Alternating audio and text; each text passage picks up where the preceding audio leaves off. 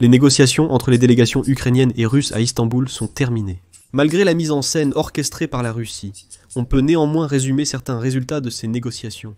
Parce qu'en fin de compte, certains accords ont tout de même été conclus. Mais je veux commencer par des déclarations assez sauvages de la partie russe, qui poussent à penser que toute l'idée du Kremlin concernant ces négociations était une nouvelle tentative d'intimider l'Ukraine et d'envoyer un signal à l'Occident, qu'ils sont prêts à se battre éternellement, pendant des années, voire des décennies. Je veux commencer par les déclarations sauvages de la partie russe sur le fait qu'ils sont vraiment prêts à se battre pour toujours. Et ce même représentant de Poutine, Bedinsky, a menacé la délégation ukrainienne en disant que certains de vos proches et membres de votre famille pourraient mourir prochainement. Il a déclaré que si l'Ukraine ne consentait pas immédiatement à céder à la Russie 4 régions, Donetsk, Louhansk, Kherson, Zaporijia, ainsi que la République autonome de Crimée, il voudrait alors aussi s'emparer de Kharkiv et de Soumy. Il a annoncé que les exigences seraient bien plus élevées lors des prochaines négociations. Et d'ailleurs, ce même Medinsky a déclaré que la condition pour un cessez-le-feu serait le retrait des forces armées ukrainiennes des 4 régions, y compris des parties que la Russie n'a jamais occupées du tout. En même temps, il y a un accord selon lequel l'Ukraine et la Russie se sont entendus pour présenter leur vision d'un éventuel cessez-le-feu lors du prochain round de négociations. C'est-à-dire qu'il y a un accord pour qu'il y ait encore un autre cycle de négociations, très probablement au même niveau. D'un autre côté, il y a une déclaration, déjà confirmée par le ministre de la Défense de l'Ukraine, Roustam Umerov, selon laquelle les deux parties se sont mises d'accord sur un échange de prisonniers de guerre, 1000 contre 1000. La date exacte n'est pas encore fixée, mais cela devrait arriver prochainement. De plus, lors des pourparlers à Istanbul, une rencontre entre Poutine et Zelensky a été évoquée. Mais en réalité, on peut conclure que le jour historique, qui aurait pu au moins marquer le début des négociations sur la fin de la guerre, s'est simplement transformé en une farce et une confusion. Les deux délégations se promenaient dans Istanbul en se cherchant mutuellement. « Excusez-moi ». La délégation russe a elle-même fixé l'heure du début des négociations, puis elle-même est arrivée en retard à ces négociations, et ainsi de suite. Dans cette émission, faisons ensemble le bilan de ces négociations, et exposons la position précise de la partie ukrainienne et de la partie russe, ainsi que la déclaration du chef du ministère des Affaires étrangères de la Turquie, qui a accueilli ces négociations chez eux. Je m'appelle Alexei Peschi. Aujourd'hui, nous sommes le 16 mai, selon le calendrier. Avant de commencer, je vous demande de vous abonner à cette chaîne, de mettre un like à cette émission, et d'écrire un commentaire, afin que les algorithmes de YouTube proposent cette émission au plus grand nombre de spectateurs possible. Abonnez-vous aussi à la chaîne Telegram Peschi Newson, lien en description. On y publie les actus dès leur sortie. Maintenant, parlons de tout dans l'ordre. Je commence ce numéro par les exigences folles, tout simplement folles, de la Russie, qui a une fois de plus tenté d'intimider l'Ukraine et nos partenaires occidentaux. En particulier, lors des négociations en Turquie, la délégation russe a menacé l'Ukraine en affirmant qu'elle pourrait également occuper les régions de Kharkiv et de Soumy. Alors qu'ils n'ont pas encore totalement occupé Zaporijia et Kherson. Ils envisagent déjà d'occuper aussi Kharkiv et Soumy. C'est ce qu'écrit le correspondant Olivier Kérol sur les réseaux sociaux, en se référant à ses propres sources lors de ces négociations. Ainsi, la condition russe pour un cessez-le-feu est le retrait complet des troupes ukrainiennes des régions de Kherson, Zaporijia, Louhansk et Donetsk. Comme l'écrit Kérol, je cite, « La Russie a déclaré qu'elle accepterait un cessez-le-feu seulement si l'Ukraine se retire. » Parmi les 4 régions annexées, prenons entre guillemets annexées, que la Russie ne contrôle même pas entièrement. Moscou a également menacé de s'emparer de 2 autres régions, Kharkiv et Soumy. Ensuite, Kérol a cité les propos du chef de la délégation russe, conseiller du gouvernement du Kremlin, le dictateur Vladimir Medinsky, qui a déclaré ce qui suit. « Nous ne voulons pas la guerre, mais nous sommes prêts à nous battre 1 an, 2 ans, 3 ans, aussi longtemps qu'il le faudra. Nous avons combattu la Suède pendant 21 ans. Combien de temps êtes-vous prêts à vous battre ?» Medinsky s'adresse à la délégation ukrainienne. Il semblerait que l'histoire avec les Petchenegs soit dépassée. Maintenant, c'est la guerre avec la Suède qui est évoquée. On lui prête aussi des propos affirmant que la Russie est prête à une guerre sans fin. Voici ce que Medinsky a déclaré lors des négociations. Je cite à nouveau. « Peut-être que l'un de ceux qui sont assis à cette table perdra plus de proches, La Russie est prête à faire la guerre éternellement. C'est une sorte d'ultimatum, disant que nous sommes prêts à poursuivre le combat. Aucune négociation là-bas ne mènera à rien. Cela confirme ce que l'Ukraine affirmait. Il est impossible de mener des négociations adéquates avec les Russes, pour une raison très simple. Ils sont inadéquats. Il ne s'agit pas spécifiquement de la Russie. Il y a eu un autre épisode assez amusant, que rapporte ce même Olivier Carol. Et il cite Medinsky, qui dit la chose suivante. « Pierre le Grand, savez-vous qui finançait ces activités ? Que l'Angleterre et la France, la Suède seraient encore aujourd'hui une grande puissance, si ce n'était pas pour cela. » C'est une tentative tellement absurde, vous savez, du genre, de convaincre la délégation ukrainienne que l'Angleterre et la France, qui sont maintenant nos alliés, et qui, en Europe, défendent le plus l'idée de renforcer les sanctions contre la Russie. Comme quoi, autrefois, ils financèrent Piotr le Grand, et cela a mené à la guerre avec la Suède. Eh bien, en gros, c'est un tel non-sens, a ajouté encore Medinsky. Néanmoins, l'idée de la délégation russe est en principe compréhensible. Essayez de faire peur et de dire qu'il vaudrait mieux capituler maintenant, parce que plus tard ce sera bien pire. Bien sûr, il y a des accords. Après tout, ce n'était pas qu'une farce. Il y a de petits points de contact. En particulier, celui-là même, le chef de la délégation russe, Vladimir Medinsky, a déclaré à l'issue des négociations que, lors des discussions à Istanbul, la délégation ukrainienne avait proposé d'organiser des négociations directes entre les dirigeants de l'Ukraine et de la Russie. La Russie en a pris note. Il a également indiqué que la Russie et l'Ukraine s'étaient mises d'accord à Istanbul pour présenter leur vision d'un éventuel cessez-le-feu, et l'a détaillé. Je vais maintenant citer Medinsky. Après que cette vision aura été présentée, il s'agira d'un cessez-le-feu.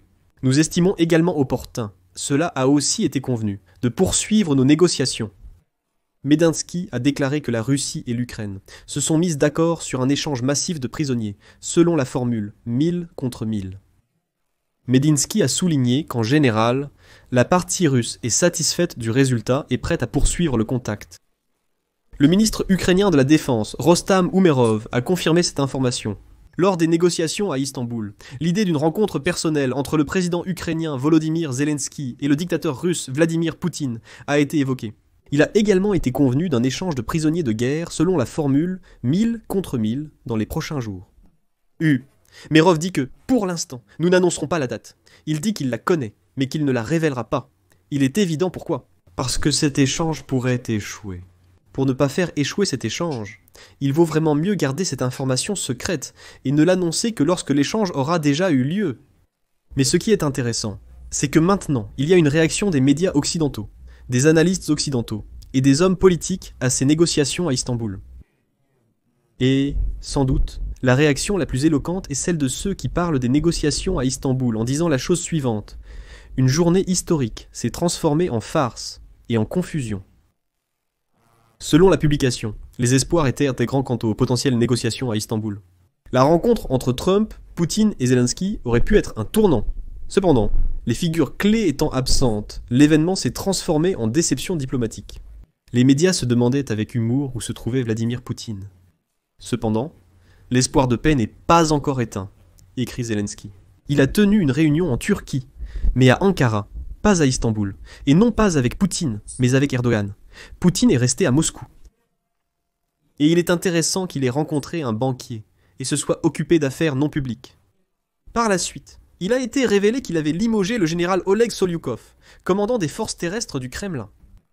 Trump, qui avait auparavant laissé entendre qu'il viendrait si Poutine venait, est resté au Moyen-Orient et retourne en général à Washington. Aucune négociation substantielle n'a eu lieu aujourd'hui, écrivent même les assistants entre eux. La Russie a envoyé une délégation menée par Vladimir Medinsky, ex-ministre de la Culture.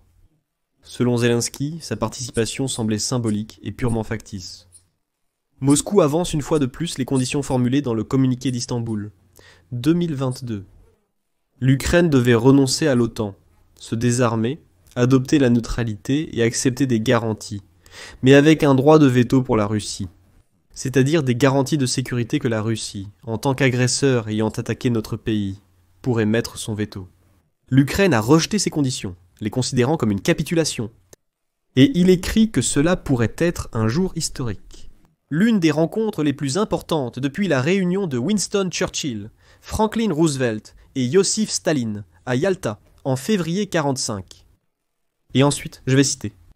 Si Donald Trump, Vladimir Poutine et Vladimir Zelensky s'étaient réunis autour d'une table de banquet dans le majestueux palais de Dolmabahçe à Istanbul, il est tout à fait possible qu'ils auraient pu changer le destin de l'Europe.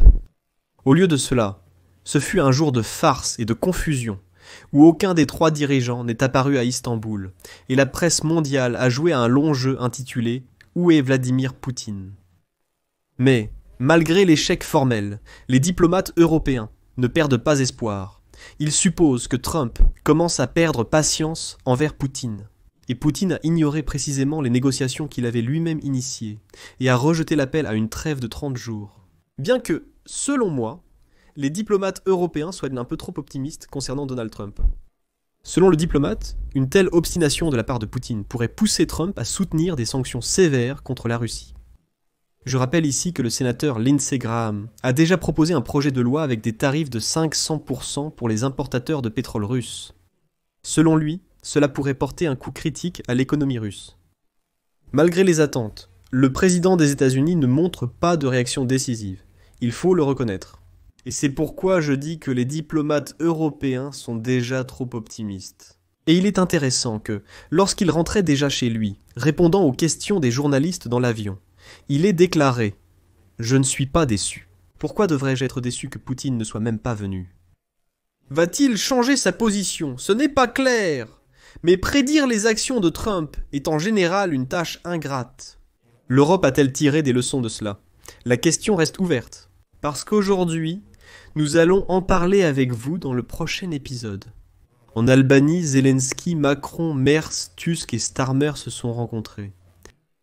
Ils ont discuté et eu un nouvel appel avec Trump à propos de quelque chose, mais sa réaction n'a pas encore été entendue. Par respect, il faut tout de même saluer la position de la Turquie sur ces négociations. Le chef du ministère des Affaires étrangères de Turquie, Hakan Fidan, lors de l'ouverture à Istanbul des négociations entre les parties ukrainiennes et russes, a appelé à saisir l'opportunité offerte par les pourparlers de paix d'Istanbul pour régler la guerre en Ukraine. C'est ce qu'écrit Anadolu, le média d'État turc.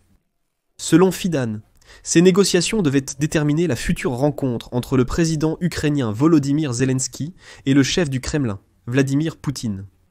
Aussi, pendant son discours à l'ouverture des négociations, Fidan a déclaré que la Turquie considère qu'il est important que la Russie et l'Ukraine écoutent les appels à la paix du président américain Donald Trump et de son homologue turc Recep Tayyip Erdogan. Selon Fidan, un sommet russo-ukrainien doit clôturer les négociations d'Istanbul. Cela bien sûr n'a pas eu lieu, mais je vais citer Fidan. Il y a deux chemins. L'un d'eux nous mène vers la paix, l'autre conduira à encore plus de destruction. Les parties elles-mêmes déterminent quel chemin elles doivent choisir. Mais d'après la rhétorique de Medinsky, il est évident que la Russie ne considère même pas l'option de la paix, et n'a pas l'intention de la considérer. C'est pourquoi c'était une farce, mais une farce destinée à montrer à tout le monde que la Russie est prête à se battre pendant des années encore. Elle n'a pas l'intention de reconnaître aucune négociation, ni de faire aucune concession. Et toutes ces exigences maximalistes de Poutine, elles restent en vigueur. Et ici, la position de Donald Trump est très importante. Mais malheureusement, cette position devient de plus en plus faible, parce que Trump déclare déjà ouvertement que « Eh bien, nous verrons ce qui va se passer.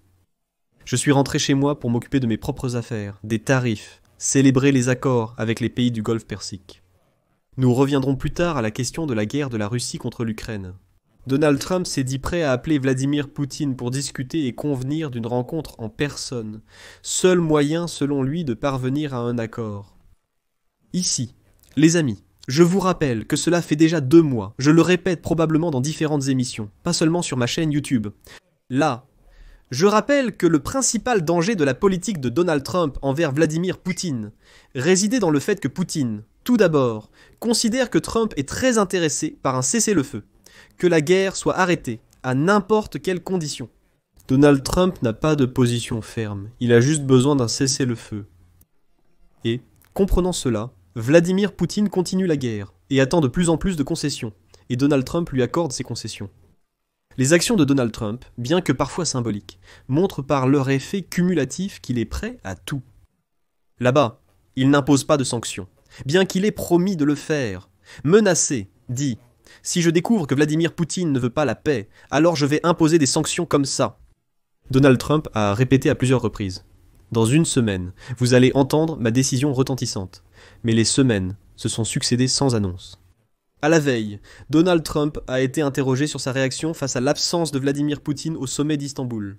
Que les négociations ne mènent absolument à rien, et que tout cela est une farce totale.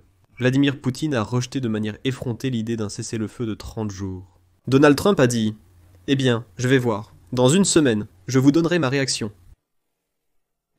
Et j'ai dit pendant 2 mois, exactement, que le principal danger de cette politique, c'est que Vladimir Poutine insistera de toutes les manières possibles sur des négociations avec les Américains. Que ce qui est bien plus important, c'est d'établir des relations bilatérales, américano-russes. La question de la guerre de la Russie contre l'Ukraine peut être repoussée pour l'instant. Et Vladimir Poutine essaie d'obtenir que ces relations entre Washington et Moscou atteignent un niveau tel que Donald Trump n'ait plus envie de simplement les rabaisser à nouveau. Ces relations sont nécessaires pour régler la guerre de la Russie contre l'Ukraine. C'est-à-dire, pour que Donald Trump ne dise pas « voilà ma crainte », pour que Donald Trump ne dise pas à un certain moment « écoutez, nous avons nos propres affaires, nous sommes en train de négocier avec les Russes, nous voulons signer certains accords, et la guerre de la Russie contre l'Ukraine nous gêne beaucoup. Donc, que l'Ukraine capitule déjà, se rende, et nous continuerons à faire nos petites affaires, à conclure des accords, et ainsi de suite. » Voilà où réside un énorme danger. Et, malheureusement, selon mon opinion subjective, je vois pour l'instant que Donald Trump mène une telle politique. Il n'est pas encore prêt à prendre des mesures décisives. Mais ici, je mets des points de suspension. Laissez vos commentaires et votre avis sous cette vidéo. Abonnez-vous, activez les notifications et mettez un like.